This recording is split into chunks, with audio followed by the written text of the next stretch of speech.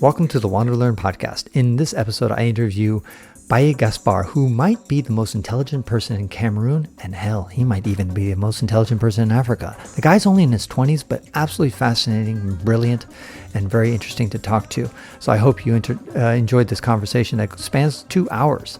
One other technicality I want to mention is that I have been saying that the podcast is sponsored by Health Access Sumbawa. That's technically incorrect. They are supported by Kathleen Kennedy Edgar, who is one of my patrons at patreon.com. She then wants to use her support to draw attention to Health Access Sumbawa. That's her position. She wants to advertise them using her own dollars. It's not the nonprofit that's using their donations to fund my podcast. So want to clarify that, and I want to thank Kathy for her support. Enjoy the podcast. Welcome to the WanderLearn podcast. This is Francis Tapon. I'm here with Baye Gaspar from Cameroon. He is the Einstein of Cameroon. We've already found him. Welcome. Thank you, Mr. Francis. Okay, so we're here right now in Cameroon, and I wanted to talk with you because there's so many questions I have about education. A lot of people look at the problems that we have in Africa, and they believe that education is the key to solve a lot of these problems. And you are perhaps the smartest man in Cameroon. And I'm saying that half jokingly because obviously I don't know everything, but all the people in Cameroon, but you really have done some accomplishments. But before we get into the accomplishments, let's first start off a little bit about you with your background and tell a little bit about where you're from. You're from the extreme north of Cameroon near the Chad border, correct? Yes, correct, Mr. Francis. I'm from extreme north, popularly known as Marwa. I was born there in 11 February 1993. And I am with my parents. I've been with my parents there for a long time. My parents are from Gisga, a village in Marwa, called Mijiving. So our tribe is called Gisga. Now, actually, it's interesting you say that because my wife is also half Giziga. Her father was a Fulani. A Fulani is a very big, popular tribe in Africa, but Giziga is the opposite. It's a very tiny little tribe, and I don't even know the size of it. Do you have any idea how many Giziga are running around? I can't really tell exactly the size. But less than 1 million, right? Yes, less than 1 million. That's true. Less than 1 million. And maybe only a few thousand. I don't know. But I don't know anything about the Giziga, and Rejoice knows even less, and her mother was a Giziga.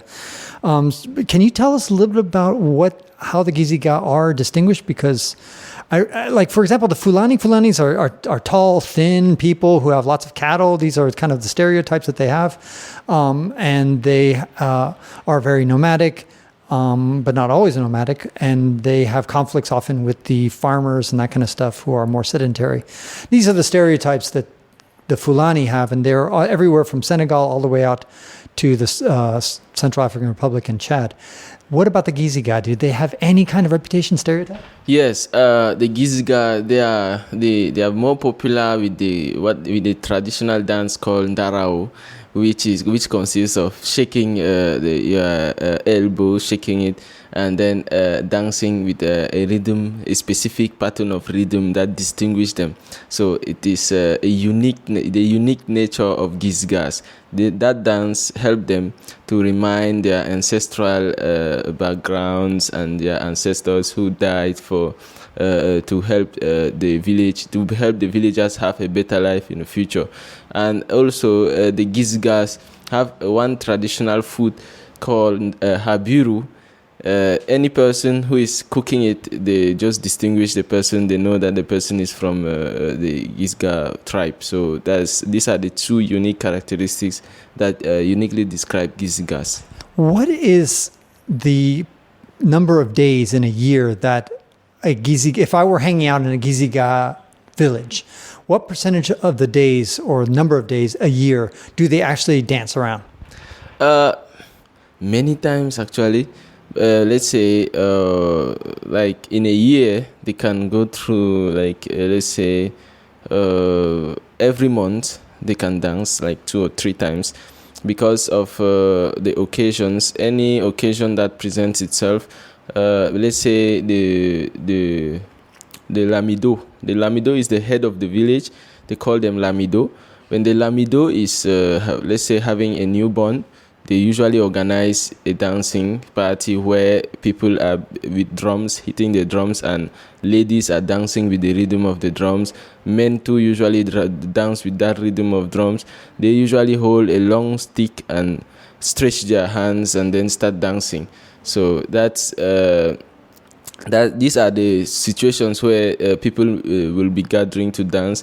Also, maybe if it is a situation where the village, the rainy season is coming, is approaching, they usually dance to thank God about the rain that is coming and everything. During harvest period, they also dance to thank God about the products they got and so on. So these are the key points, key positions, key situations that the Gizga people usually organize dancing occasions. Okay, so basically you're saying 2-3 times a month, maybe something like that? Yes. Okay, and so I like to point that out because sometimes when we're watching National Geographic, it looks like these Africans are dancing every fucking day. Yes.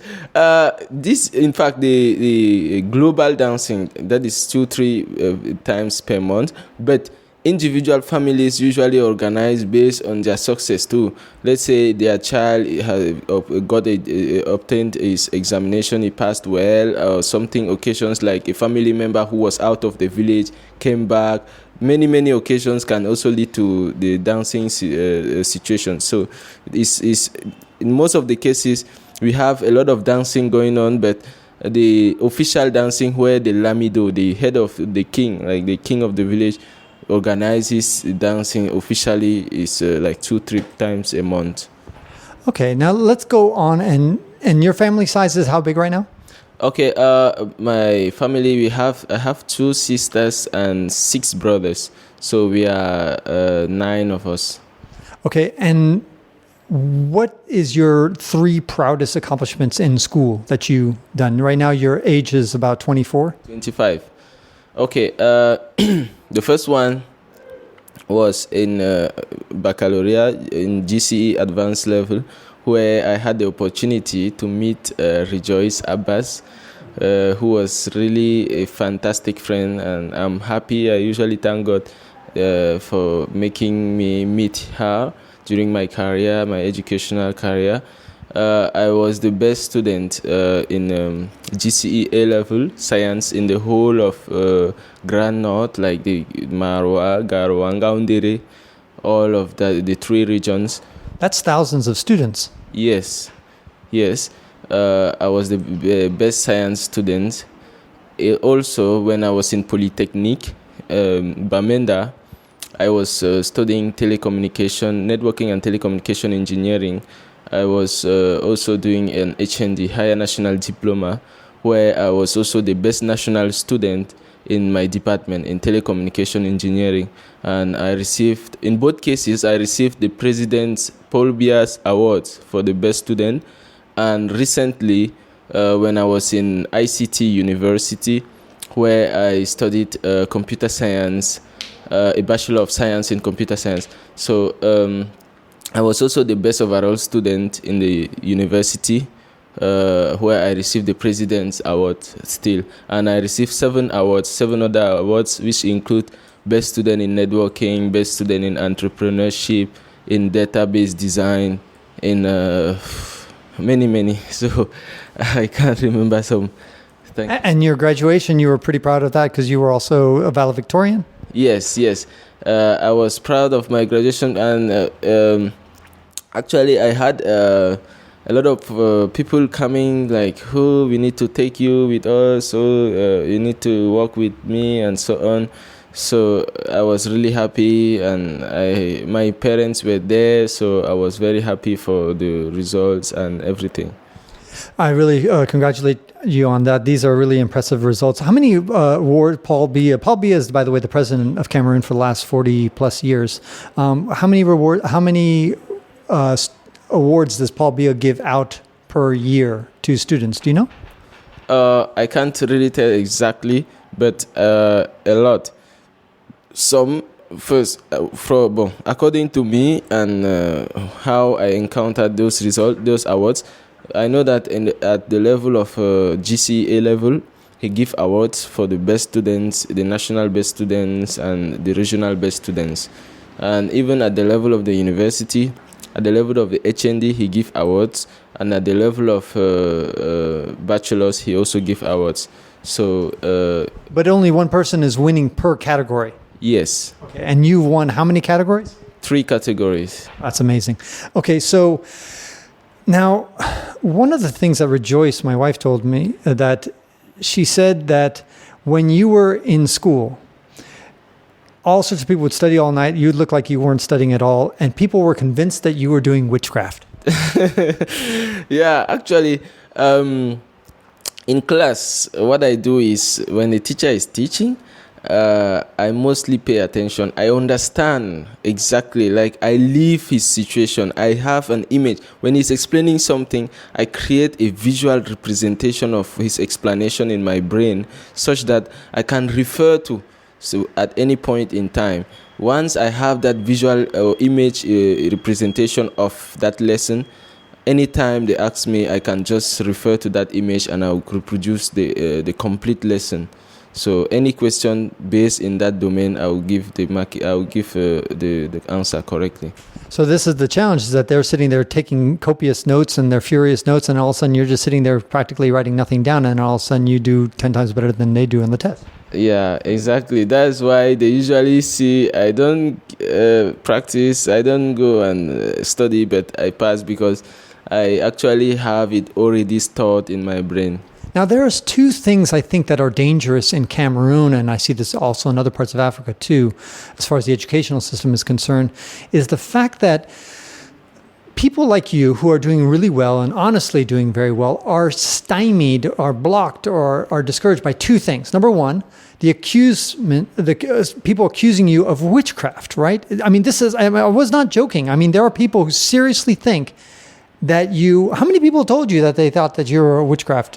Many. They usually come and say, are you practicing witchcraft? How comes you are doing this, you are doing that? I'm just quiet. I tell them that no, it's not actually witchcraft. The secret is I usually produce an image representation of whatever the teacher is saying so that I can refer to any time. But at the same time, they probably wonder, like, okay, yeah, that's fine. Okay, I understand you're doing this technique of visualization. But what potion are you drinking? Potion? What potion? What secret sauce are you taking? Okay. What's your marabou's phone number? Your witch doctor's number? Actually, there is none of them. I don't have a witch doctor or a marabout. I'm a Christian. I go to church. I'm a Catholic Christian. I go to church every Sunday, and sometimes during the week, Thursday, I usually go to church. So I pray the same God that they pray, and nobody else, nothing, no marabout. It's just sometimes what I also realize that what even make me practice, not on my own, but that what pushes me to practice is, for example, in class, when some students who are slow learners usually get stuck somewhere and they want me to help them to solve certain equations, by solving, I usually practice too. So I usually get many people coming and trying to ask me, please, could you help me solve this? I'm stuck. I try to integrate, but it's not giving the derivative. It's not passing.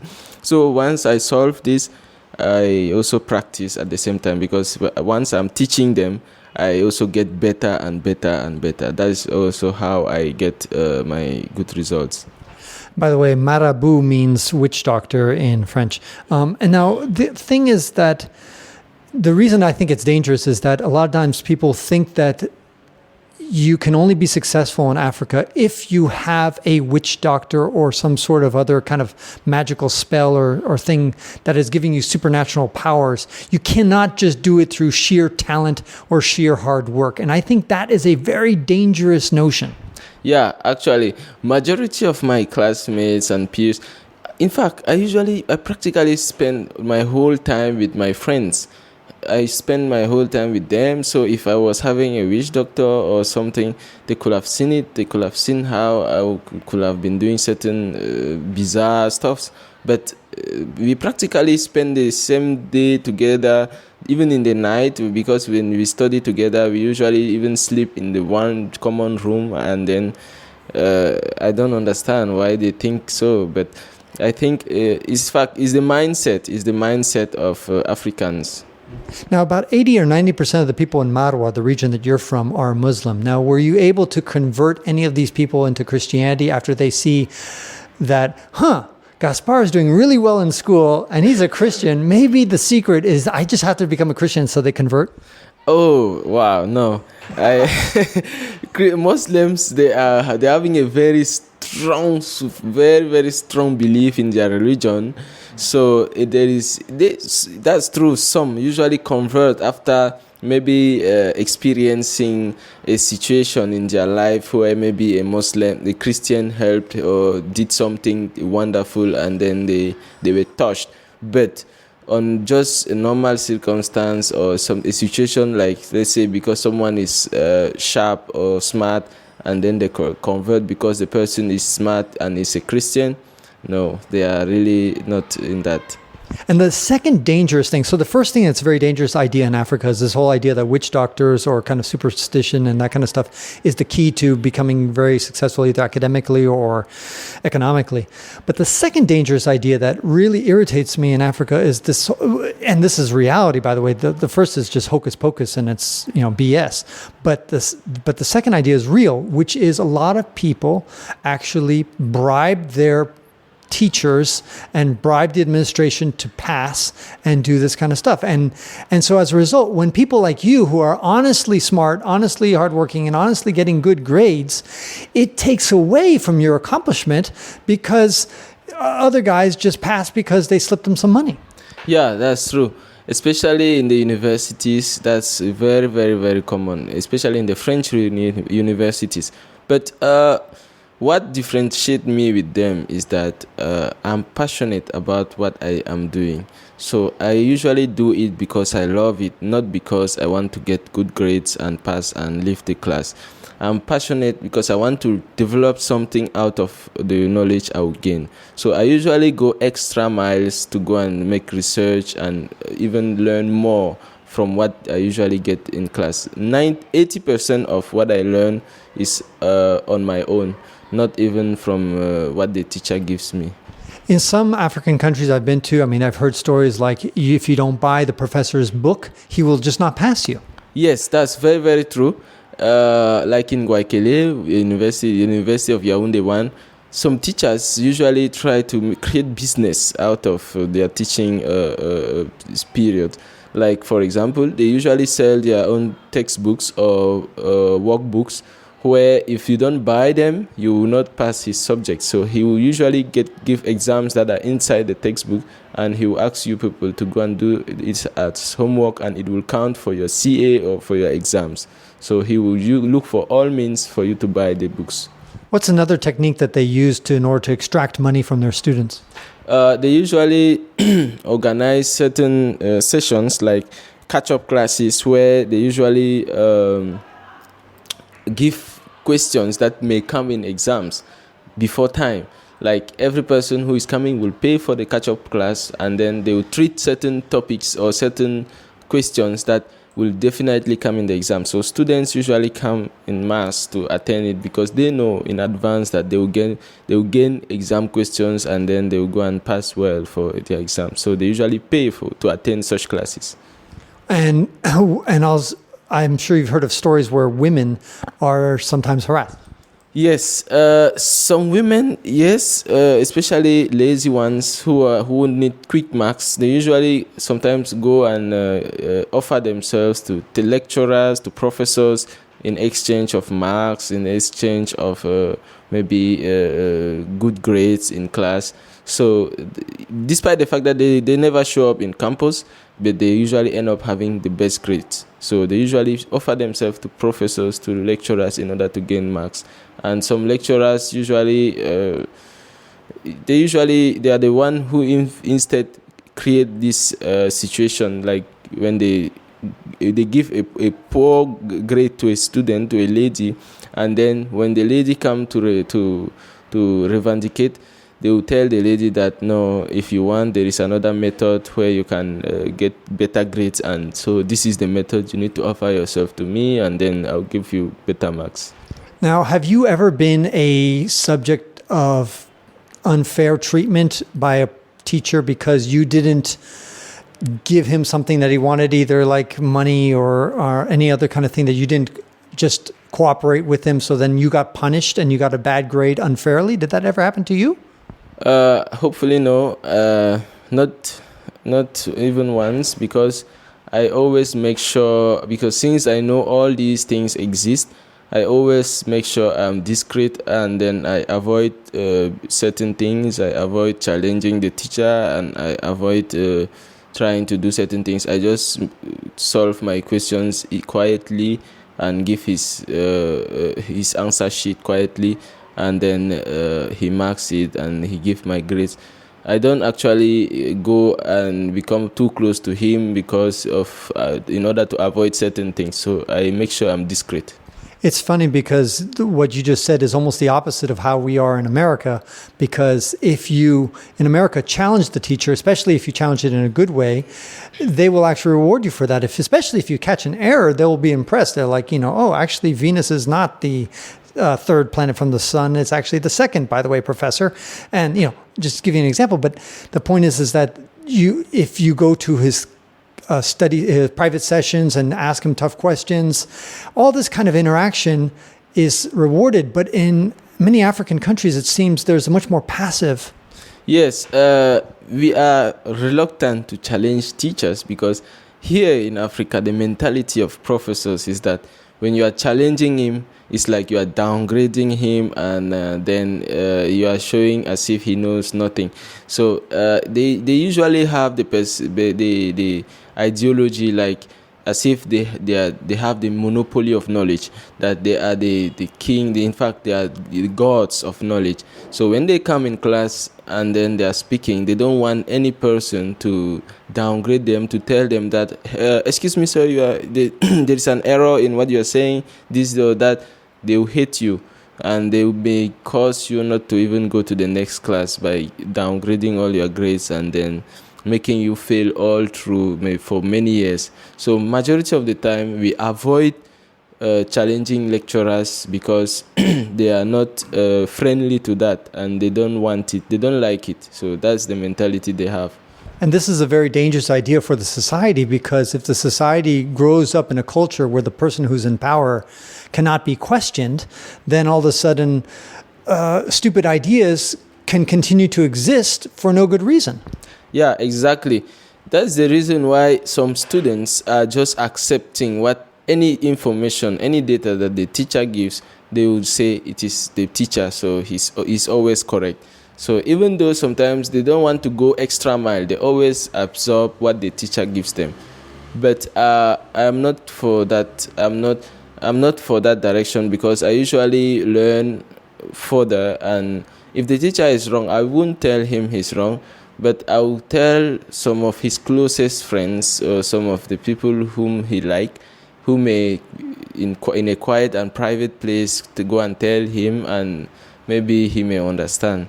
Because if I correct him and we are not close, he will feel embarrassed and he may dislike me. So I don't want to have problems with lecturers or professors because I want to challenge them.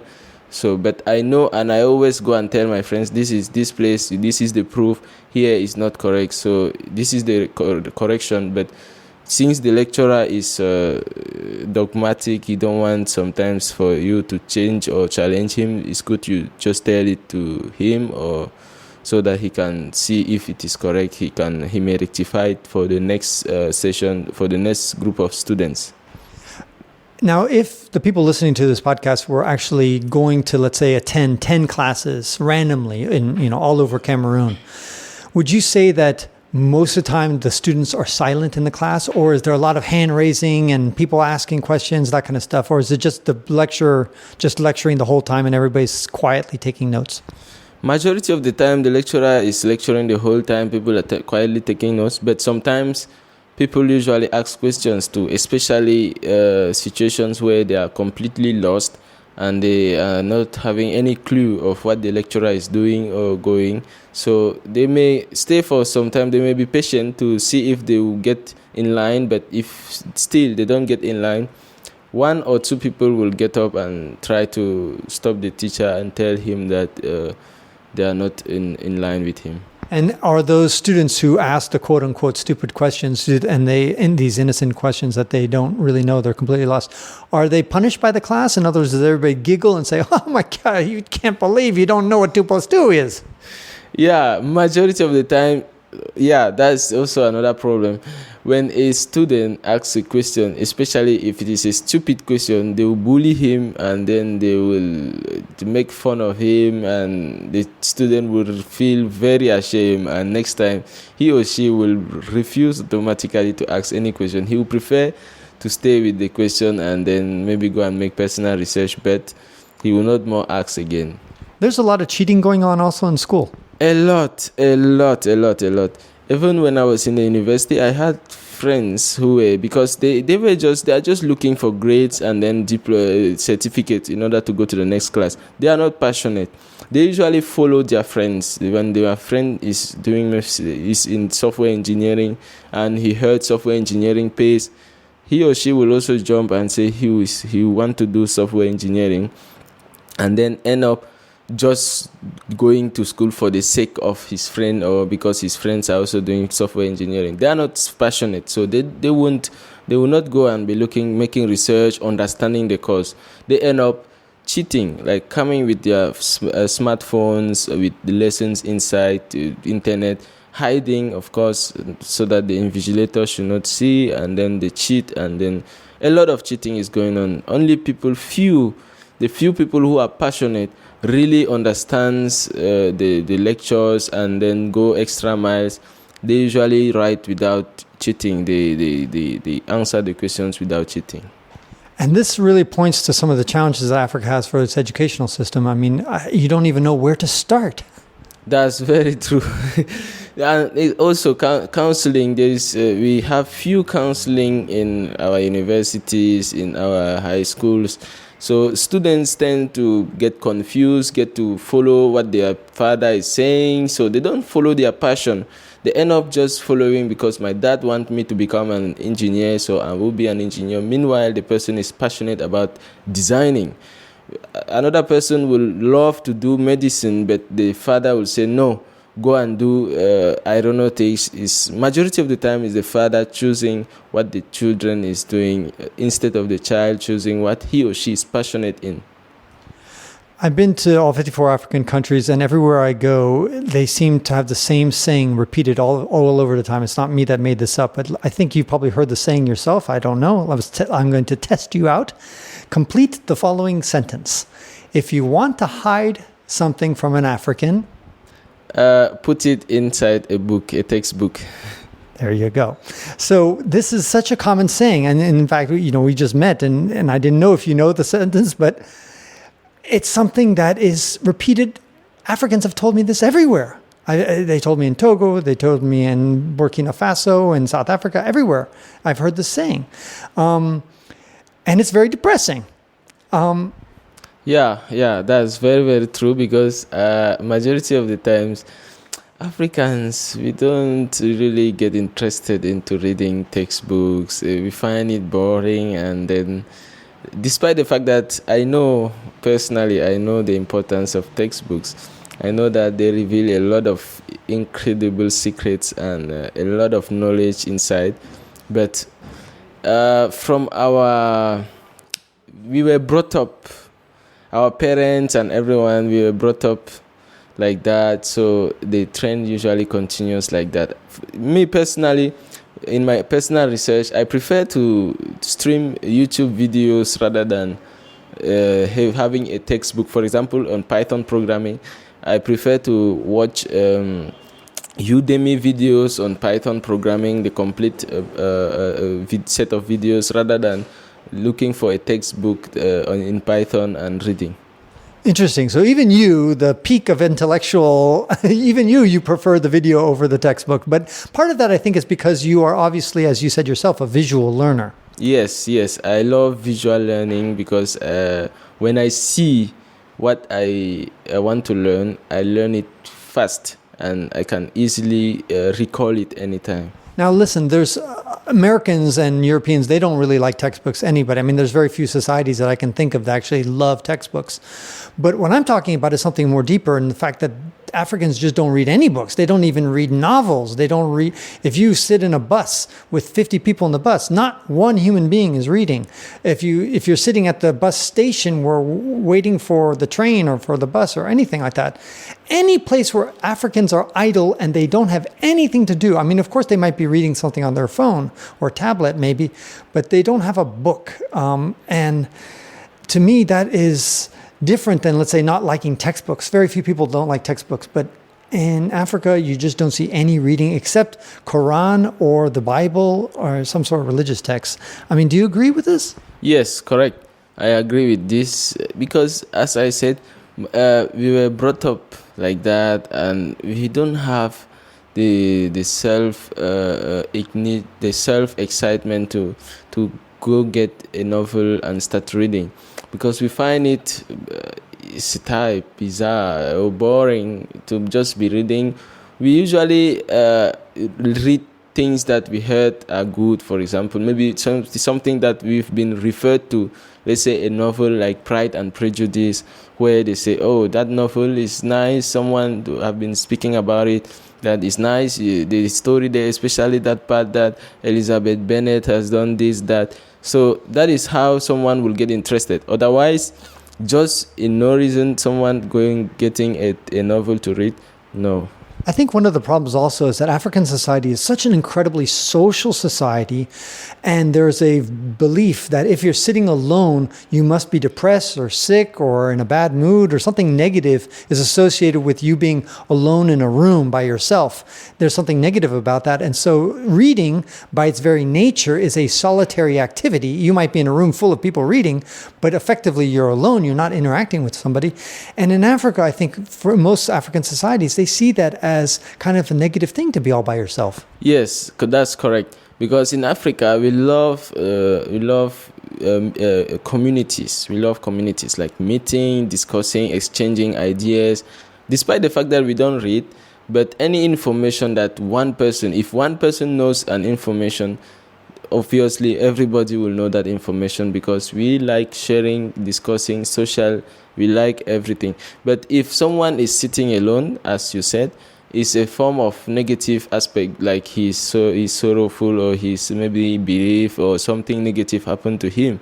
So sitting alone, lonely, is usually assigned to negativity, like something sorrowful happening to the person. So how are you going to cope as you go and pursue, let's say, your PhD and things like that, where you're going to eventually have to be by yourself? I mean, from my understanding, you didn't spend a whole lot of time studying when you were going to school, when you were smaller and younger. But eventually, at some point, you're going to eventually have to sit in a room by yourself. Are you going to be able to do it? Oh, yeah. I don't have any problem with that. Especially sometimes I do read, especially for tough subjects that I have no clue and the lecturer is rushing on the topic. I usually go and open a lot of textbooks, one after the other, for sure. Digital textbooks on the computer, I try to especially a topic that I love but I can't understand. Maybe I don't have any picture of it. I can't figure out how it functions. I usually go get mad and open every sort of textbook on the internet, videos, scroll everywhere in order to understand it. Where do you want to get your PhD in? In artificial intelligence. Okay, and then what would you like to do in AI? Preventive medicine. Yes, talking of preventive medicine, I already started working on something. It's an application. We already have a prototype. It's an application called Diagnose. It's a mobile app which is having an AI engine to diagnose, prevent, and predict respiratory diseases in Africa. Okay, and this is available on Android and iOS? Android is Android. iOS maybe we will code it soon, but for the moment it's available on Android. At the end of 2008, you might have it on iOS? Yes, at the end of 2018, yes. Did I say 8? Meant 2018, sorry. We are back to the future.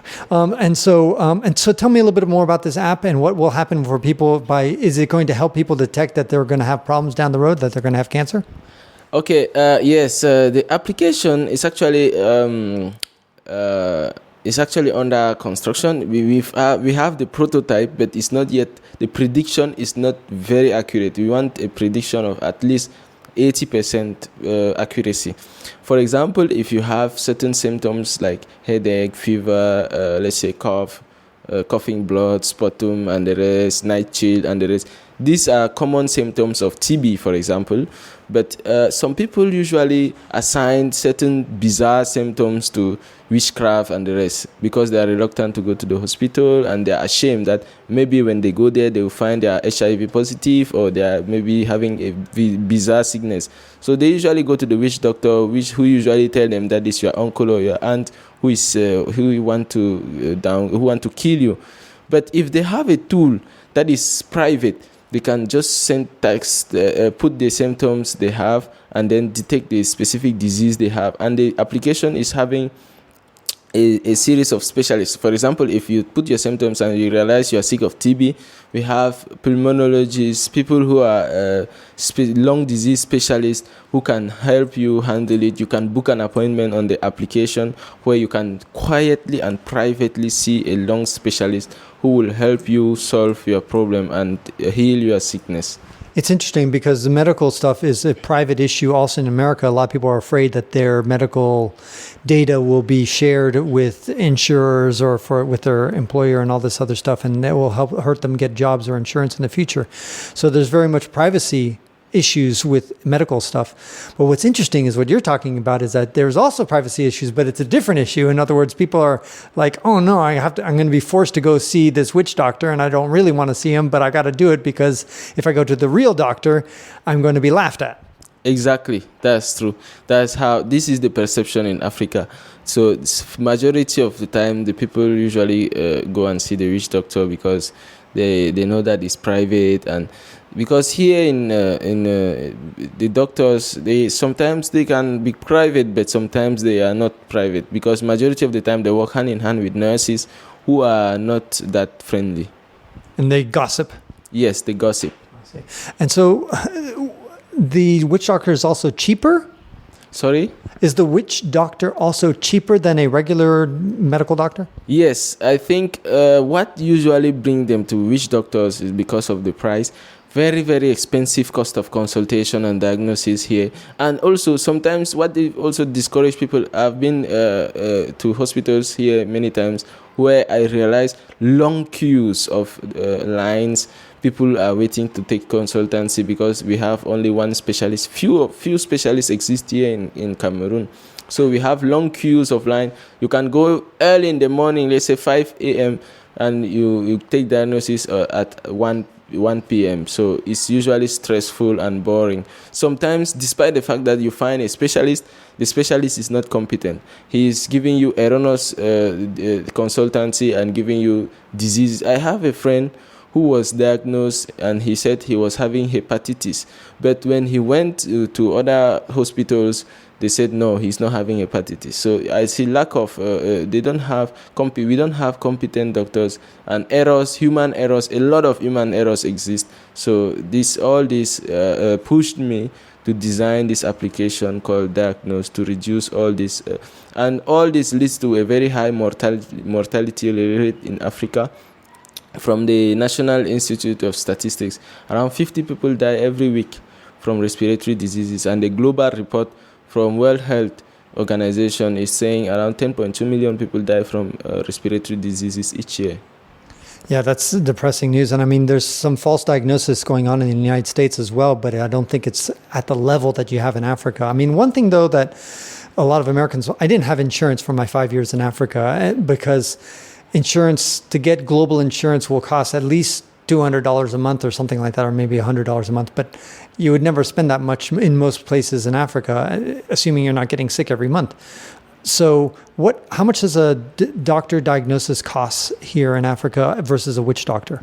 Okay, the doctor diagnosis in, for example, in hospital, like for example, what I had, around 15,000. CFA. So that's about $30. Yes, 15,000 francs CFA. And that gives you, for $30, you're getting the actual consultation as well as treatment? No, just consultations. Okay. And then what about the witch doctor? How much does that cost? The witch doctor, even with 1,000, 1,500, the money he will use to buy his kola nut and maybe some of his small ingredients for his witchcraft. So about $3, let's say. So basically, it's about 10 times more expensive to go to see a traditional doctor versus a witch doctor. Yes, exactly. So that can see the appeal of a witch doctor. And of course, the placebo effect is alive and well in this whole issue. So as a result, people think that the witch doctor is actually performing miracles when in fact it's just a placebo effect in action. Exactly.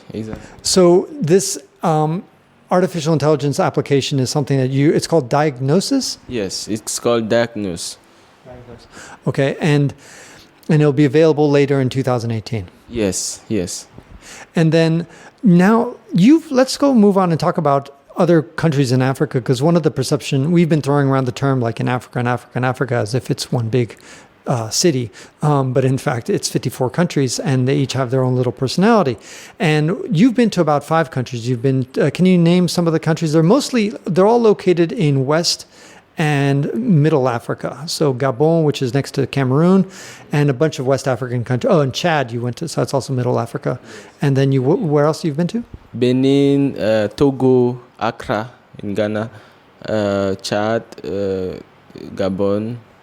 Yes. So that's about 5 countries. And yeah, again, like I said, West Africa and Nigeria as well. Yes, and Nigeria. Okay, and so in your travels, in your experience, try to help the listeners here kind of understand the different personality of some of these things. Could you name me, for example, some cultural thing that you saw in any of these countries that kind of surprised you and you said, whoa, that would never happen in Cameroon, for example? Can you think of something that had that impression, whether it be in Gabon, Nigeria, Togo? Okay, I think I saw something in Chad that I was like, wow. In Chad, for example, when a group of men is sitting down, a lady, when he's passing, she remove her shoes, everything, cover her head, and turn her face so that, in fact, hide her face and pass by scrolling, just going quietly so she don't make any noise. Like as if she stole something and she was running away quietly. So I don't know, the men and women is like 2 different worlds. So women must respect, they give a very, very high respect to men until a point where they don't usually sit on the same place with men, and they don't usually eat where men are. Yeah, I saw something similar in Benin as well as Chad, where I remember a woman. Now, granted, that guy I was speaking with was a pretty senior man in the village or in the town. So he was not just any old man. He was a pretty respectful person. But what happened was she came in. It's an old lady, too. I mean, this woman was like 65 or 70 or something like that. And she decided when she got in, she not only took off her shoes, but then she bowed down completely. She got down on her knees and bowed down all the way down, prostrate, prone to him, and then got up and then left. Yes, exactly. This is very, very common. That is a form of respect to men and a form of superiority. And then what's interesting is that Chad, of course, is really very close to where you grew up. Marwa is the extreme north of Cameroon, so you only have to drive about 100 kilometers and you're in Chad. Yes, even in Marwa, in the past, these things used to happen, but now people are already, with the advent of universities and higher institutes, it has reduced, it has greatly influenced the population and these beliefs and this these characteristics are not more seen in the region. What struck you now? Togo, Benin, and Ghana are all, and Nigeria, all four of them are all connected. They're all touching each other. One way, you can go from one to the next. What struck you about that part of, West Africa? What did you find surprising there? Okay, in Togo, for example, the women they are okay. They are not as submissive as the women in Chad, but they are respectful. They don't disturb and they are quiet. They are just normal. They are just like Cameroon women. Same with Nigeria, and Nigerian women are very instructive. They are literate, so they actually know what they do, and they are updated women. So I did not really saw a clear distinction between Ghanaian women and Nigerian women, but they nearly do the same thing.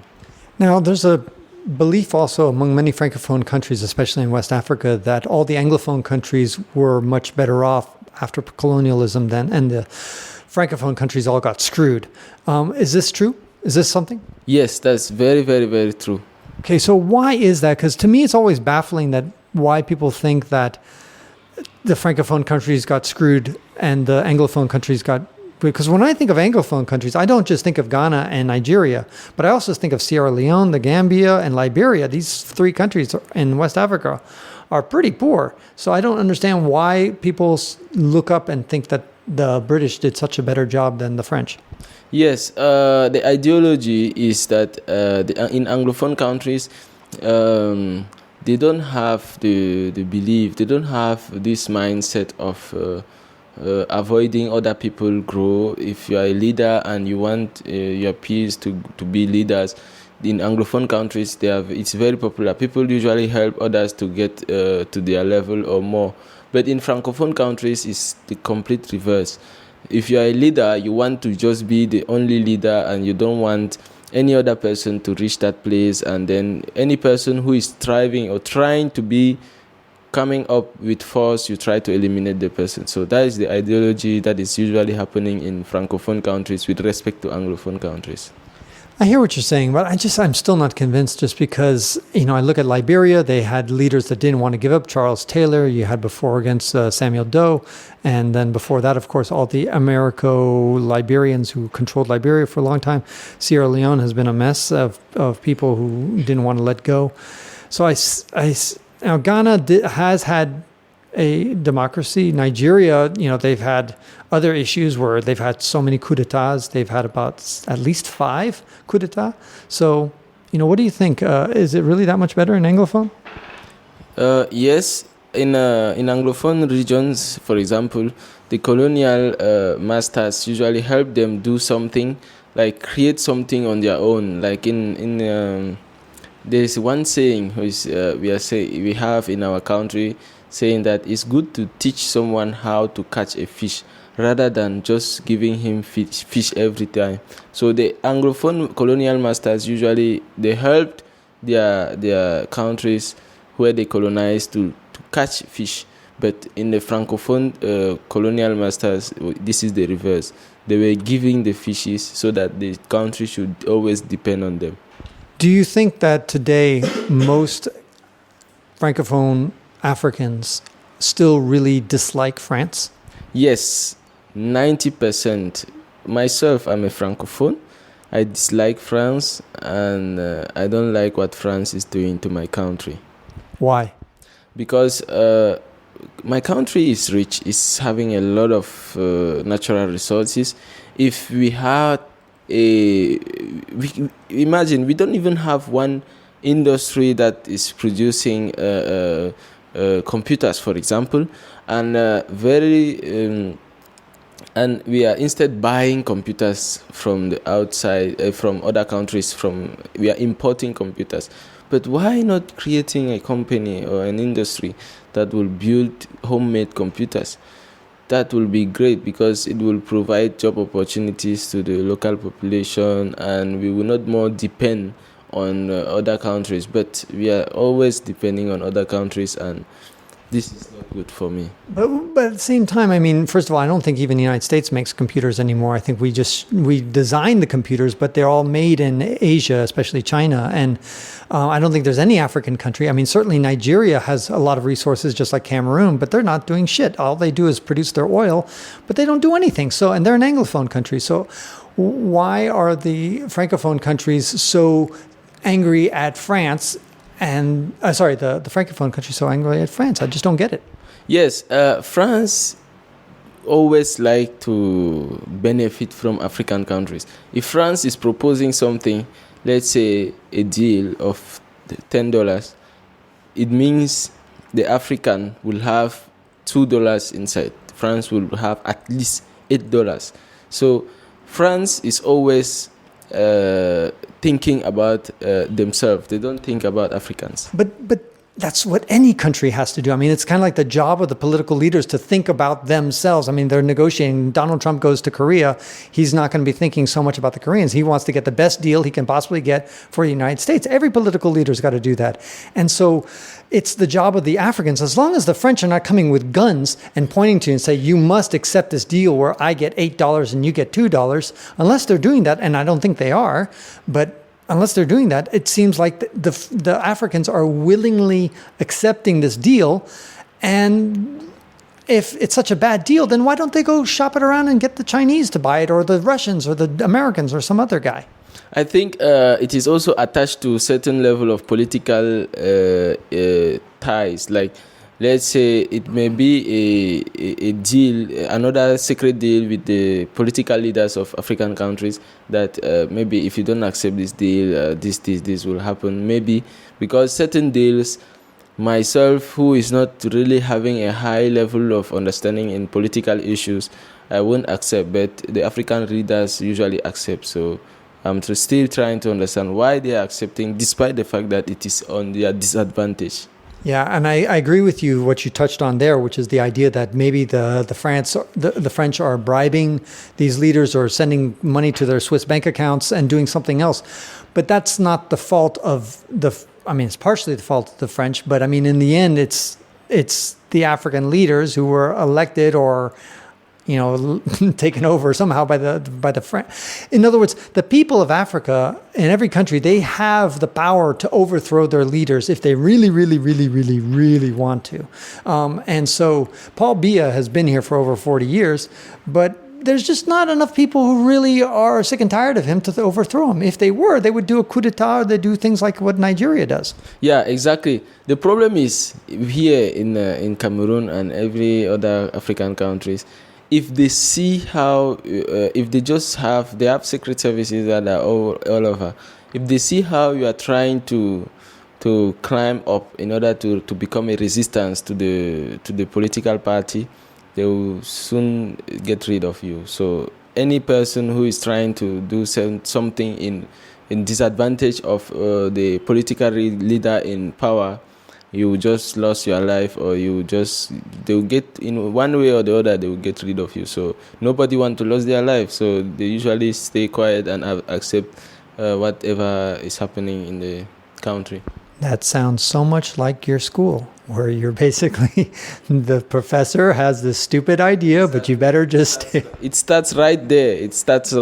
Because majority of the time, the same people are being elected ministers and the rest. So it starts right there. This blinding trust of authority. Exactly.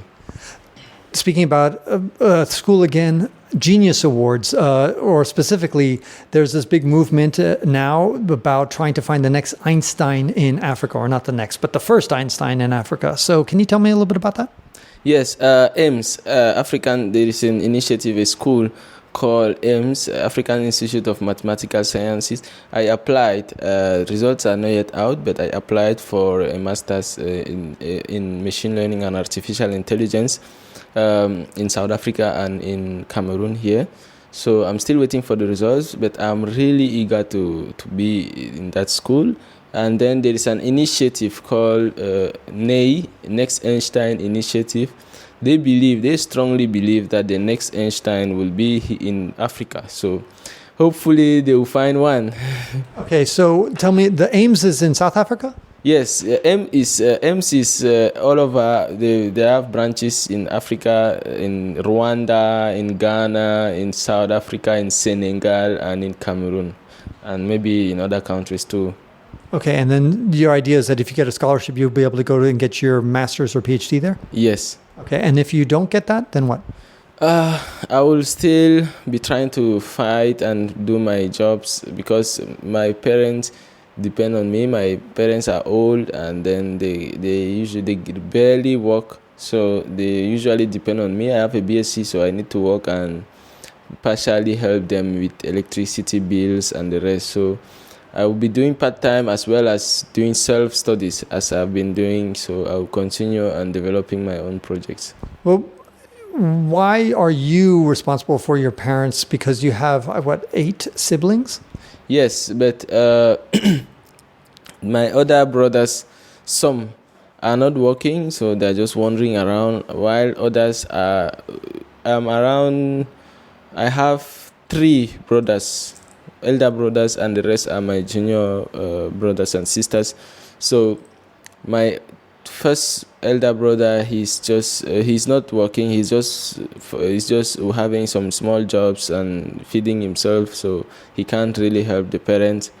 I'm the only intellectual person in the house who really went far with education, so I'm the only person whom my parents are mostly putting an eye on.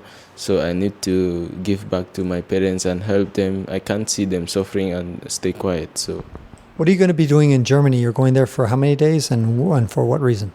Okay, I applied for the Heidelberg Laureate Forum, where they were choosing 200 most promising researchers in the world. They were choosing mostly PhD students, but I'm not a PhD student, I'm a BSc student, but they requested for my academic background and the research I'm working on. So they were interested to see a non-PhD person working in that field and passionate about what he or she is doing. So they selected me among the PhD so that I can go and assist and participate in the forum, where they will be awarding innovators and creators, inventors too. Like the person who created the Diffie-Hellman will be there. The famous person in cryptography, he's one of my idols. I like him, and many other inventors too will be there. They'll be awarding them their Turing Award, ACME Award, and the rest. So I'll be there to assist to see how it goes. When do you go? On September 22nd, 23rd. For how long? For 1 week. Oh, that's going to be a good experience. Your first time out of Africa. Yes. Great. And then tell me about, I'm just worried about trying to find the next Einstein. I think, if you think of Einstein, this was a guy who had a super visual, creative mind. He looked at the world not in numbers, but in images and pictures, just like you. So in that sense, you guys have a lot in common. But one of the things that I think is going to hurt Africa's ability to find that next Einstein is Einstein also had another quality, which was questioning authority. It's thinking out of the box. And the problem in so many African societies is that people think only in the box. This is something that's going to be very hard for them to innovate. To innovate, you have to get out of what your ancestors did and, in fact, reject your ancestors. This is something that's going to make it very hard, I think, for Africans to innovate. What do you think? Yes, I think you are correct. You are right. But that will not last for long. Because with many boot camps and many sessions, conferences and the rest, with many people, with many innovators, this will actually help change the mindset of many Africans. Myself, I'm already in that move.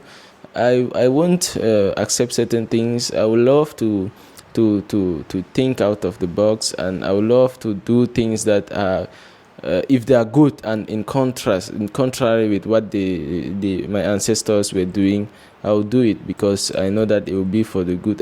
Even if I will sacrifice myself so that the next generation of people will have the freedom to think out of the box, to question the authority, I'll do it. Speaking about thinking out of the box, how about a really radical idea? Do you know anybody who's an atheist? No.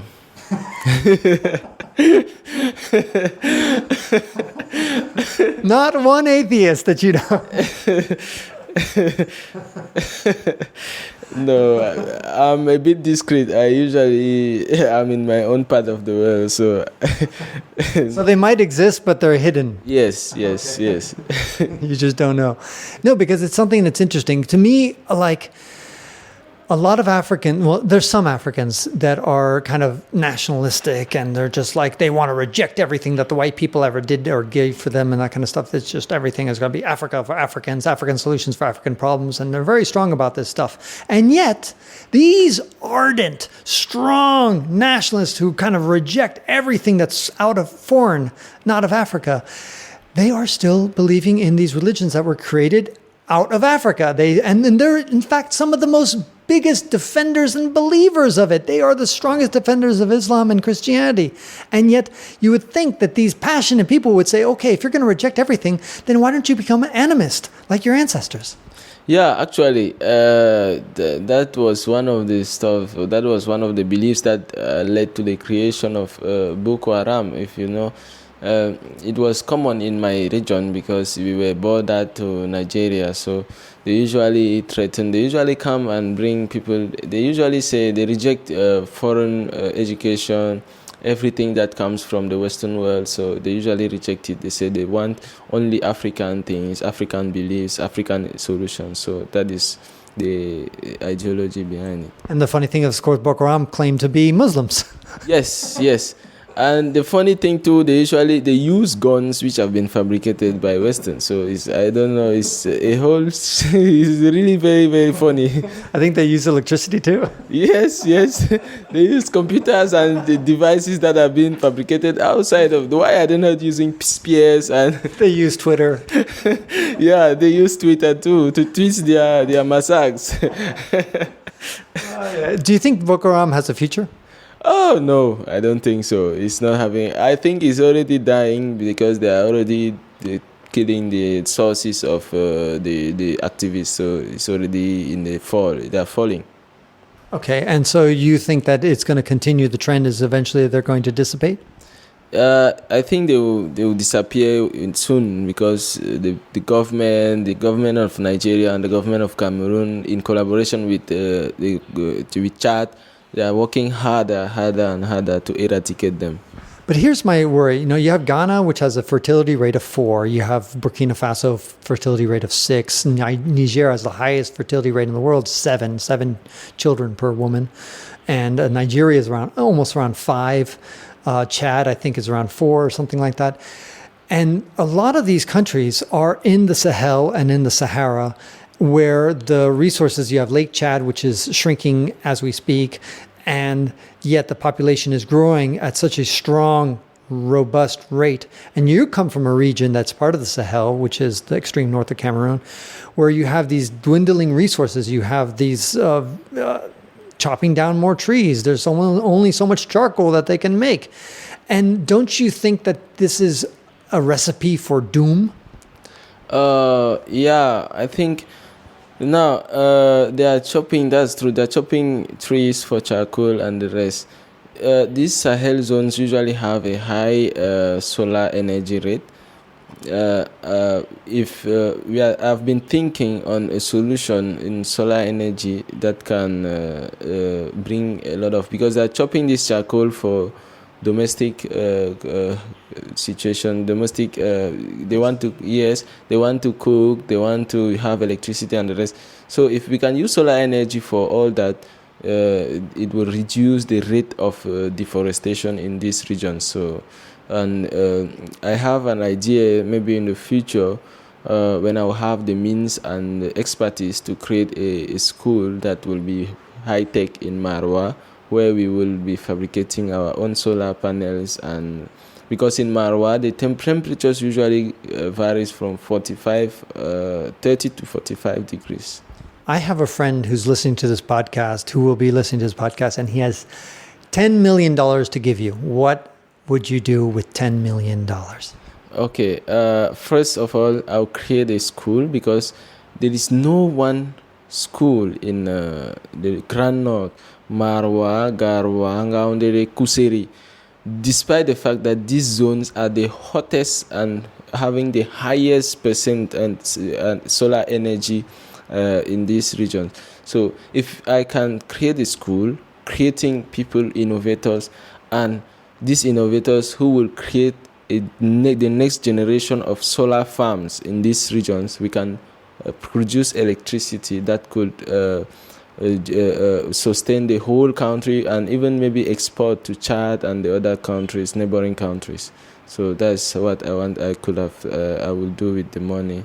It is amazing how much solar energy is hitting. I mean, the temperatures there are regularly over 40 degrees Celsius, which is over 43 degrees Celsius is, I think, 100 degrees Fahrenheit. And it's scorching, and yet solar panels, but they are coming. I mean, I do start seeing some solar panels out there, not so much in northern Cameroon, but I've seen them in other countries. Yes, in northern Cameroon, it's really closed, especially in terms of technology and innovation. So the reason why I want to bring that in that region, I want to open that school, because majority of the time even the people there are not literate. 90% or 80% of people here are illiterate. So they don't know about innovation, they don't know about solar energy, they are still wondering what are these things. So if there is a school where they can see their peers or their children designing actually things, solutions that will produce electricity, that will really change a lot in that region, because many people usually give up because they don't have models, they don't have people who have done something, who have created something that impact other people's lives, icons for the community, so that they can also have their kids or their friends also following that pattern to innovate and create innovators. Yeah, sometimes I go back and forth with my optimism and pessimism for Africa. I sometimes get very optimistic and see a really bright future, and other times I get so despondent and depressed. I imagine the same thing happens to you sometimes. Yeah, that's true. Sometimes I'm also very, very depressed, because despite the effort that I usually do, because sometimes there is one point in time in my life where, when I finished Polytechnic, I finished my HND in Polytechnic, I went back to Marwa. I realized that was the region, the time where Boko Haram was still very hot. Majority of the teachers who were there fled. They went back to the southern part of Cameroon, so many students were not having teachers. So I took the courage and started teaching them computer science, mathematics, and chemistry. So because these were the subjects that teachers were lacking. So since I knew these subjects, I studied it, because I was also in an Anglophone section. So I studied these subjects, and I knew how I still have my books and the rest. So I took the challenge and taught them computer science and all these subjects for at least for a certain period, such that the problem of the issue of Boko Haram reduced, not really stopped, but reduced, and teachers started coming back before I left.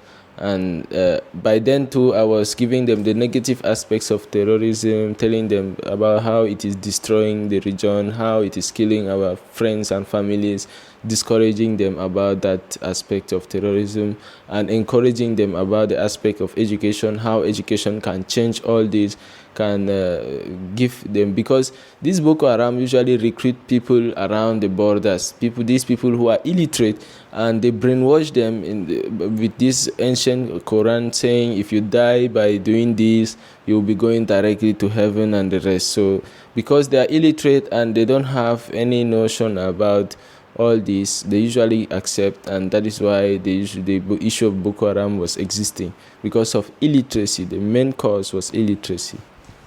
Yeah, no, it's definitely true. And the other challenge is the brain drain. I wonder how much is that going to be an issue in this century, as people that are really smart like you, you have an opportunity to go to Germany. There's a good chance you might stay in Germany. In other words, or if you get some scholarship to the United States, you might stay in the United States. Or is there a strong passion that you say, no, I don't care what happens, I'm always going to come back to Cameroon? Yes. I love my country. Actually, I love my country, and I want to see my country change. I want to see my country grow. I want to see my country become a developed country. So definitely, I will go for the scholarship first and maybe gain a lot of knowledge, experience, and expertise and come back. My aim is not to stay there or live there, but my aim is to come back and develop my community, produce leaders, produce innovators, produce people who will change our community and make it a better place. Until you meet a pretty German girl. Definitely. So anyway, the other thing is, do you think that if the brain drain doesn't happen and you have control of Cameroon, I mean, do you think that it is really going to become developed as, let's say, Korea?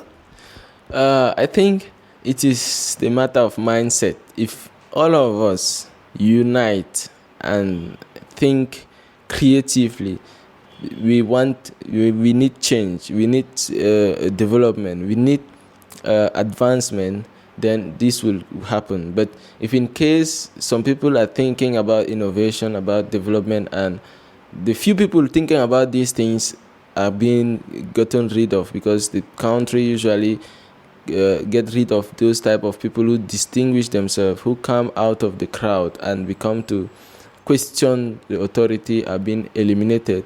This situation will still be existing because few people will be willing to lose their life in such moves. Now, Cameroon is going to be having their elections, I think, in September, October this year. Now, Paul Biya has been there for over 40 years. The guy's 85 years old. He's going to die probably next Tuesday. But the point is that... the point is that this guy is not going to last forever. And my question is, what do you predict in your little crystal ball? What do you think is going to happen in this election? Do you just think everybody thinks he's just going to get reelected again? Or is there going to be a revolution? Because here, since many years now, all the elections, we already know that he's going to win, because no matter what, he's always winning. So we already know that he will win. Hold on, because you have the case of Burkina Faso, where the guy was in there for, I think, first of all, there was the Gambia. The guy was there for 22 years, and he was just kicked out last year. Then you had the case of in Burkina Faso. He was elected in 1992 or something like that, and then he was just kicked out last year. He was trying to change the constitution to give himself 3 terms. Anyway, he was kicked out, and then now he escaped off to, I think, Cote d'Ivoire. Then you have Mugabe, who was 93 years old when he was finally kicked out. You have, what's his name, from Gaddafi in Libya, who was in his twilight years, also kicked out in his twilight years. Mubarak in Egypt in his 80s, finally kicked out. So all these are cases of African leaders, dictators really, who are in their twilight years, in their 80s, just like Paul Biya in Cameroon, and who were kicked out at the 11th hour. And so why can't we imagine that the same thing might happen in Cameroon? Yeah, it will probably happen. No, wait a second. You just said probably. Before you said it won't happen. Probably, or because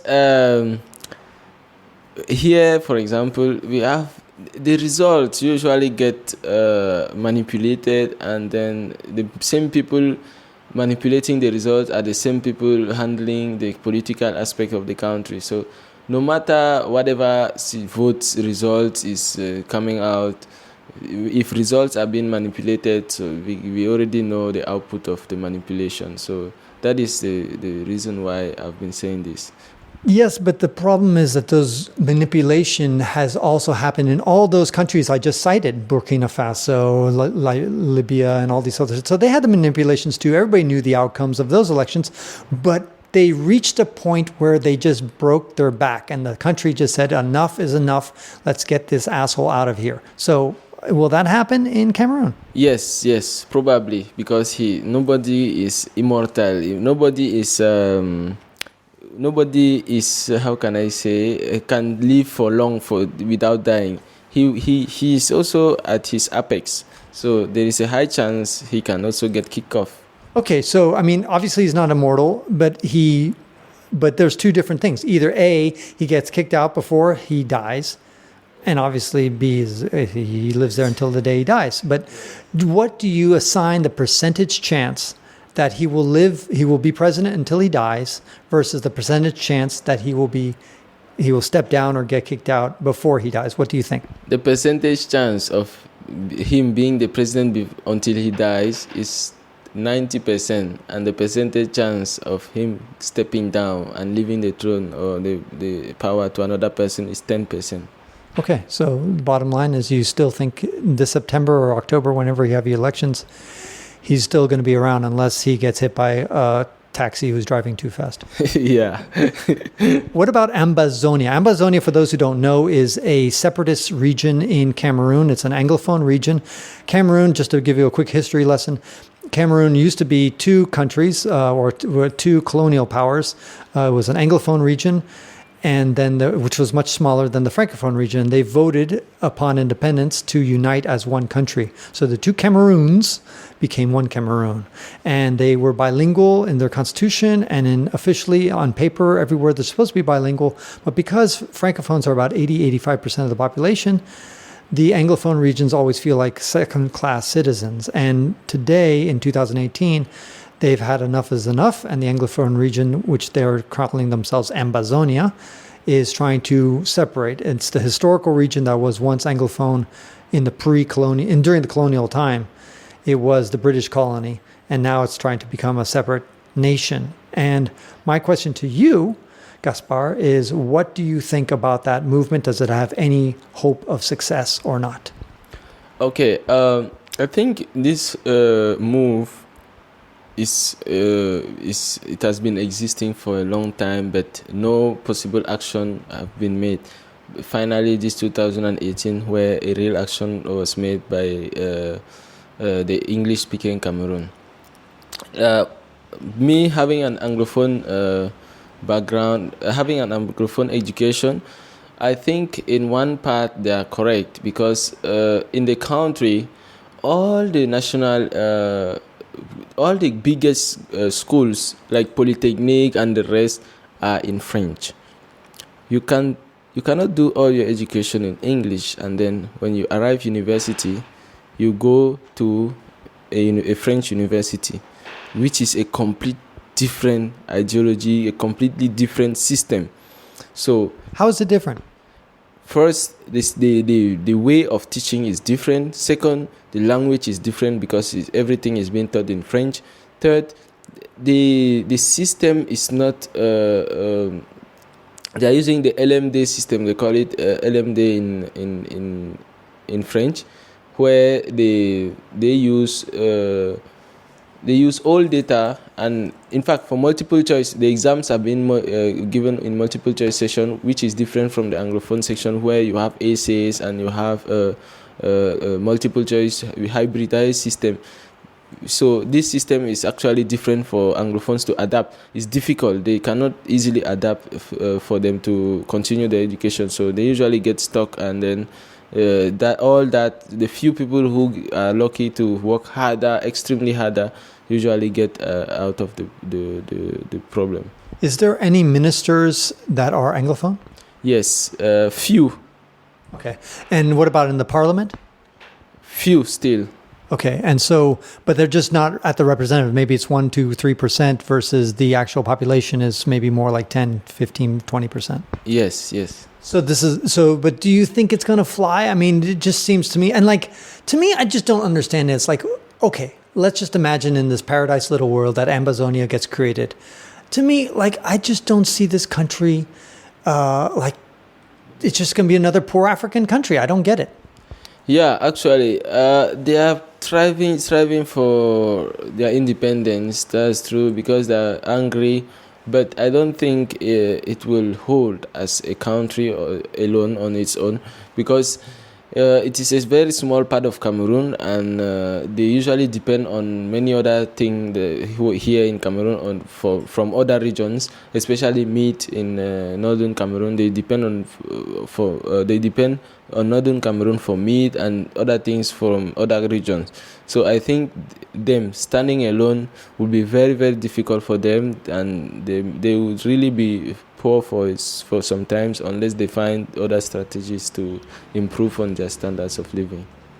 We're going to wrap this up with a session where I'm going to talk about the 10 things that are good traits that Africans have and 10 bad traits that Africans have. I wrote this list based on consultation with many, many different Africans, people, both expats as well as people who live here, everything, and just from my own observation. And I want to share this list with the listeners as well as with you, Gaspar, to try to get your feedback on it, to tell me where you think I'm wrong. And I'm not like your professors. I actually like it when people challenge me. So I want you to say, Francis, you are full of shit. Okay? Can you say it? Yeah. Okay. So feel free to disagree with me, and I don't expect you to agree. In fact, when I show this list, a lot of people, they have certain issues. Okay, so let's start with the positive, the 10 good things that Africans have. Now, you've been to about 5 African countries, so you watch a lot of the media and your television, and you should have a sense of the whole continent to at least some extent. Number 1, that they're patient. Yeah. Number 2, sharing and solidarity. Yes. 3, optimism. Yes. 4, sense of humor. Yes. I didn't hear you laugh. Number 5, easily satisfied, kind of easygoing people, very resilient. Not too really. Okay, so you don't think they're easygoing? They're uptight people like Germans? It depends. It depends. Okay, so give me an example of where they're not easygoing. Maybe like male-female relations? Yes, male-female relation, for example, in universities, when a lecturer comes in class and the lecturer is teaching shit, the students, they will not actually accept those shit. They will in one way or the other, they will manifest. They will manifest because they will not accept this shit, and they would sometimes they will even insult the teacher. They will say, "Oh, you are giving us shit. You are not teaching well. This, that." So they won't always accept what is not good, like these wrong stuffs. Wait a second, but you're totally contradicting what you said earlier in the podcast, where you were talking about how professors hate being questioned even for the most minor little things. And here you have an entire manifestation going on, a revolution against them. How does that work? Yes, they usually do it in a hidden way, like someone putting his head under the table and speaking aloud. Oh, all that is shit. Don't come and teach us shit. These are people who are fed up, people who are like stranded, and they usually hide. They don't expose themselves and stand up and boldly say it. They hide and then they say it. If not, like in normal circumstances, they will never show up. They will hide and usually say it at a certain level where they are extremely annoyed. Okay, so not necessarily always easygoing, resilient. Yeah, it's questionable. It's questionable. Easily satisfied, huh? Not really. Okay, so point number 5 there, you put a maybe on a question mark there, but the other 4 points you kind of support. Let's go through 6 through number 10. So number 6 was kind of, they live in the moment. They're very good at just enjoying the moment. Yes. That's true. Okay, and then number 7, forgiving. Questionable still. Interesting, because to me, a lot of people ask me, has Africa changed you in any kind of way? And I think the thing that Africans taught me more than anything else is forgiveness. In other words, learning how to forgive the others. Because Africans, in my opinion, because they're one of the few societies and the few continents that really recognize that people are imperfect and they make mistakes all the time. And so I think Africans they're forgiving you. You're late, you forgive. You don't pay on time, you forgive. You don't do what you say you're going to do, you forgive. To me, it's just like constant, whereas other societies, they are intolerant of errors and mistakes and shortcomings. Oh, yes. You are correct. But in certain aspects, like lively aspects, not work aspects or stuff, in lively aspect, for example, if someone, let's say Mr. A is having a wife, his wife, a wife, and Mr. B is having, if B go and commit adultery with A's wife, A will never forgive B. So if in livelihood, in fact, in the life situation, they rarely forgive, but in normal situation, they forgive. Okay, but I mean, there's very few societies that actually forgive people for adultery. I mean, it's a pretty strong sentiment. Is there another example you can give me where you find that they don't forgive? It's mostly adultery and... But hold on 1 second here, Gaspar. Yeah. Men cheat all the fucking time. They're always fucking around. Yes. So I mean, and women know this. They catch them. Everything. The phone rings at midnight, and they pick up, and it's their girlfriend, and that kind of stuff. And this happens constantly in African society. I know this. Yes. So the women are obviously forgiving all these little crimes. Not really. They don't just have a choice. The problem is if they separate with this man, no other men will use them, but they won't take them for their wife or stuff because they already have kids, and no man will prefer a lady who is already used up with another man having kids and the rest. They want fresh young girls, so they are fed up. It's true, and they are angry with those men, but they are just patient. But they forgive. They will be keeping it in their heart and staying quiet, but does not mean that they forgive. They are forgiving the men. So you're saying that, but what about when a man, because I mean, African women are not always faithful either. And so when a man catches an African woman, is he even less forgiving? He's less forgiving. He is not patient. He will throw you outside of the house. He will say, okay, go and meet the man. He will throw your luggage with you and you go away. Okay, so there it will result in divorce? Yes. Okay, so that's an example of not being forgiving. Okay, so the women are kind of not, maybe it's not forgiving, but at least understanding, or at least they're just kind of trapped. Yes. Okay, so 2 of the 7 so far you're questioning. Let's go to the last 3. Number 8, they value the extended family. Yes, that's true. Number 9, they are polite, they respect elders, and they're gentle. Very correct. And last one, number 10, is that they're well dressed. Traditionally, yes. Okay, but I'm just saying that when you factor in, of course, some people dress poorly, but it's usually because they're poor. But even the poorest Africans, to me, they wash, they take a shower, and they have clean clothes. Yes, I accept that. Okay, so to me that is, and they really care about, it doesn't matter how poor an African is, but they seem to groom themselves, their hair is good, the women will spend their last few cents to fix their hair. That's very true and correct. So to me, it's all about, very good grooming, and it's a very important part of African society, I think, to look good, and it is one of their qualities. I mean, they really, and the clothes, I love the African clothes. They look spectacular in them. Yeah, I agree with you. So we got 8 out of 10, I think is right. Did I say 8 out of? Yes. Is that right? 8 out of 10. Yes, 8 out of 10, correct. Okay, so now we'll go to the 10 negative traits about Africa, or Africans, should I say.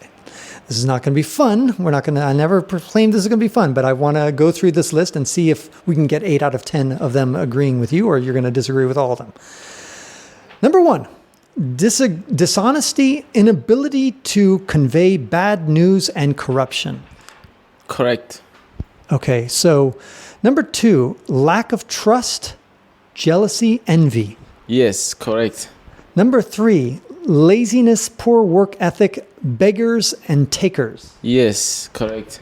Number 4, time is worthless. There's chronic tardiness, poor planners, short-term thinkers. Yes, correct.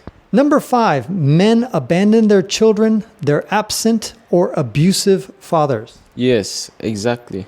Number 6, lack of curiosity. This is interesting because talking to you, because I think you're an exception to this rule. And again, this is a common trait. This is not, and you're a perfect example of this. But do you think that most Africans they have this lack of curiosity, lack of inventiveness, lack of ambition, lack of initiative? I think this has been groomed. This has been imposed to them, because if the few people who want to be creative, who want to be curious, are being shot, like they are being downgraded in front of the class, and they are being insulted, so they are always ashamed of asking some questions and the rest. So I think this aspect is being groomed by the lecturers themselves. They are the one who blocked students from being curious, from questioning them. Yeah. Okay, and that's interesting because I was expecting, when you said this has been groomed, I was expecting the old answer, which actually, by the way, not a lot of Africans say this, but occasionally you'll hear like, we've been groomed by the colonial masters. It's all the fault of the French who taught us to be not innovative and all this other stuff. Yeah, this is in fact, it comes from our ancestors, and our ancestors are being groomed by the colonial masters. So in the long run, this is the fault of the colonial masters. But what's interesting about you, when you said it's the fault, the first thing you pointed to was the current leadership of the current instructors who kind of are continuing this tradition. Yes, because if the current leaders stop it, the next generation leaders will not use it again, because it all depends on the current leaders and the current generation.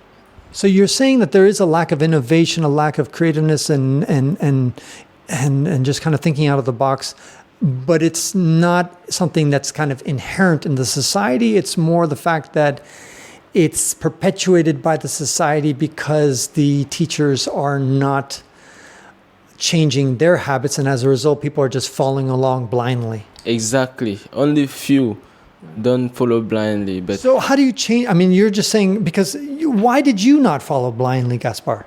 Because I am not depending on only what the teacher gives me, because I mostly take my lectures. We have many online free resources from other universities. If a teacher gives me something, I usually go and compare it with, for example, the MIT Open Courseware, which is an online free platform for MIT courses. We have Stanford courses on Udacity. We have, like, for example, a course on machine learning from Professor Andrew Ng, who is one of my favorite professors. And we have a lot of free resources online. So if a teacher is telling me that A plus B equals C, I need to be convinced, and I need to be sure that in Stanford, A plus B is equal to C, and in MIT, A plus B equal to C. Right. No, that's true. And unfortunately, a lot of people don't think just like that. And that's the kind of thinking that Africans need to have in order to kind of push ahead. Yeah, exactly. Okay, and so let's move on, which is kind of a related point here, and again, kind of contradictory to who you are, Gaspar, because you're everything you're not on this list. Number 7 is lack of interest in reading, learning, and self-improvement. Yeah, majority of people, they love free marks. For example, from my experience, they love free marks. They don't want to do anything, but they want to pass. They want to have good grades. But they don't think that all this comes with hard work, sleepless night, burning of the midnight candle, and the rest. They don't think about it. They just think that, okay, let me relax and chill, but I will still pass. So that is how they think. All that align with it. So far, I mean, I don't know if we're 7 out of 7 or 6. 7 out of 7. Okay, so let's move on to number 8.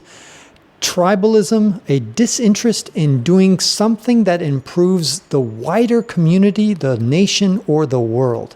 Very correct. For example, this recent concours, this recent national exam on police, the result came out, and we saw that nearly 3 pages were names of people from the same tribe or village.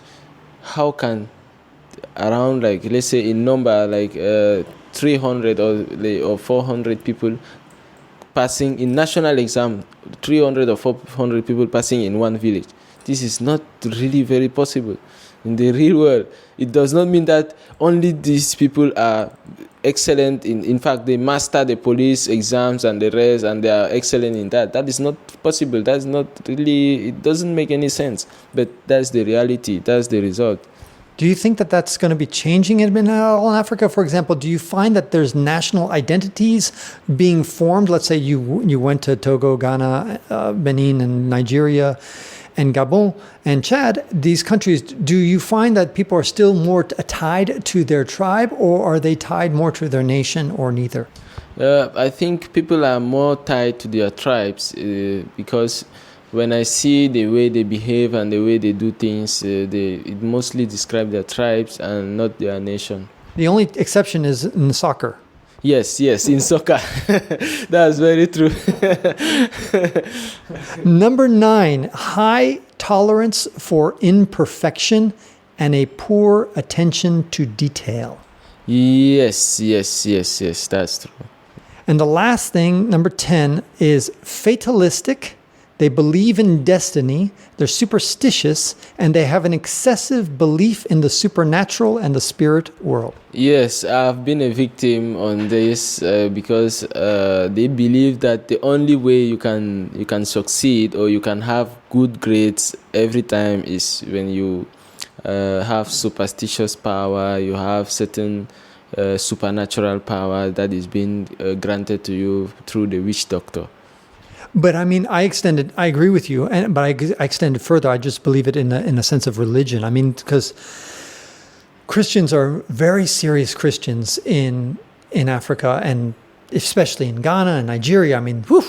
Yes, that's very true. and the Muslims are pretty serious Muslims as well. I mean, all over Africa, it's incredibly, they can be very serious Muslims as well, and big, deep believers as well. Yes. And so, to me, this belief is not just superstition or animism and that kind of stuff, but it's all spiritual stuff. And this whole idea of destiny and the fate is not in our hands. If God wills it, this will happen, inshallah. I mean, it's all this idea that they are not driving the car. Yes. That the car is being driven by some external force and they're just a leaf on a river. Yes, that's true. And they're just kind of floating along. Exactly. And whatever happens. If I have a disease and I die when I'm 30, that's too bad. I mean, that's just the way God wills it. Yes, they always believe like that. And so to me, this is, I mean, maybe it's true. I mean, who knows? Who am I to say that we have no free will? I mean, maybe we don't have any free will and that there is some guy in the sky who's controlling everything. But it's a very depressing thought, and it's a very disempowering thought when you think that you don't have control over your destiny. Yes, and the sad situation, the sad story here is majority of the people, they usually think like that. They have this belief. For those who are listening to this and who might have been offended to these 10 issues, I find Gaspar's answers to be so in line with the hundreds of other Africans I've met.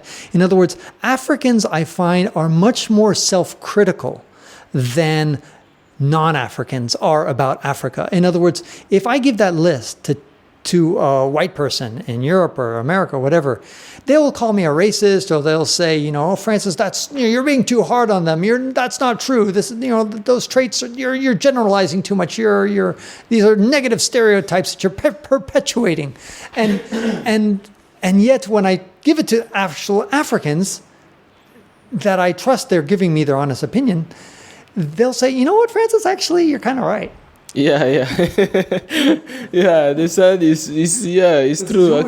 This is who we are. Yeah. And to me, I think sometimes we lose introspection. I mean, that if I tell Americans, Americans are blindly patriotic, that Americans don't know much about the rest of the world, they don't know much about geography, that Americans are fat, that Americans are watch too much TV or whatever, if I give off these negative stereotypes, many Americans will say, yeah, of course, that's who we are. That's us. And especially if they're a bit of objectivity. And I think sometimes non-Africans are too quick to, or maybe other black people who live outside of, there could be black Americans, African Americans, they are too quick to say, oh, you're racist for saying this. Yes. I think what you're saying is correct, because I had a point in time where I volunteered to teach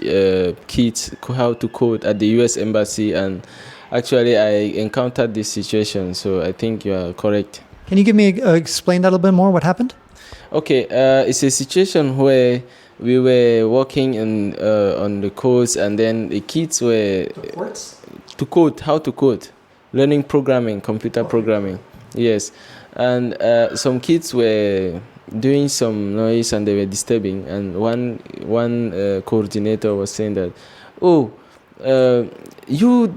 because there is a race here, they call them Betty. The Betty, these Betty people, you are always negative. Even here, you can't respect yourself. As the guy was saying it, there was one American who was standing, was saying, come on, why are you so hard on the kid? And meanwhile, it's the reality of Betty people, that's how they are. But the American was like, no, why are you so hard on her? She's just a kid, don't be like that. So I think what you're saying is correct. Yeah.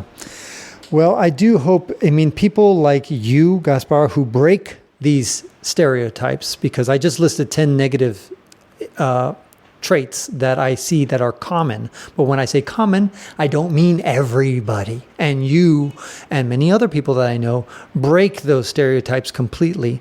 And Africa needs more people like you to do that for the continent, I think, to change. And I don't think you don't even need the majority of Africans to be like you. You just need critical mass. You just need to be, 1% of the population. Right now, I don't think you're 1%. You are in the top 0.1%. So you're 1 in 1,000, or maybe 1 in 10,000, or 1 in 100,000. And that's too small for the continent to advance. They need more Gaspars. They need people like you to be 1 in 100 for this continent, or at least this country of Cameroon, to advance. And until that happens, it's going to be a struggle.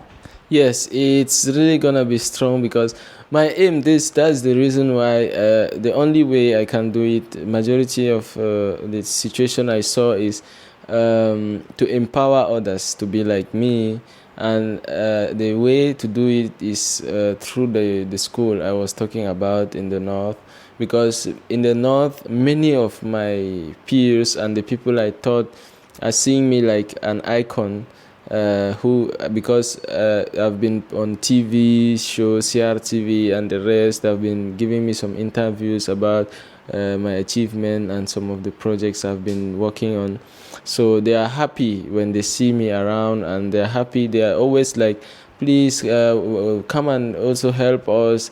The only way I can do it is through creating a school around that place, and then helping to empower others to be like me, and giving them the secrets to do certain things.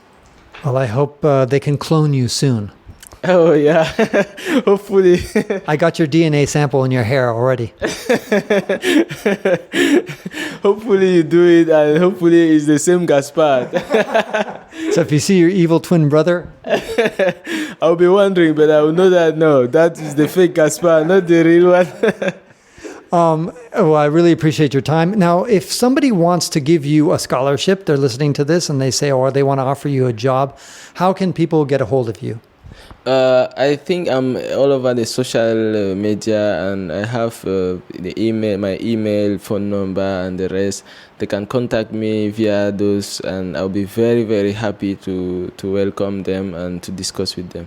What is your preferred social media, and what is the username that you use? Okay, I have two, Twitter and Facebook. Both of them, my name is Baye Gaspar on both of them. Spell that out slowly. Okay, Baye space Gaspard is Gaspard. Great. And so that way people can look you up online, and if they have any feedback to give you, they can do that. I really wish you the best, and I know you're going to be successful in life. That's, I don't think, a question. That's definitely going to happen. The question is what? Where? How are you going to, how are you going to use these, not just gifts, but I hate when people say you're gifted, because that sounds like you haven't worked for it. And so you've actually worked for it as well. So, and I salute you and I congratulate you for that. And so I think the question is what is. So the last question is, we're looking at our crystal ball.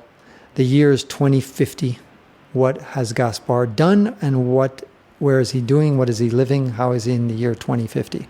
Okay, in the year 2050, Gaspar helped to create many leaders who will join the revolution for new Africa, for the developed Africa, for the new Africa having the new mindset and getting rid of this olden mindset of blocking people to think out of the box, blocking people to be curious and innovative, to question the authority. So all this through a school called Marwa Institute of Technology, that I already have a name, MIT.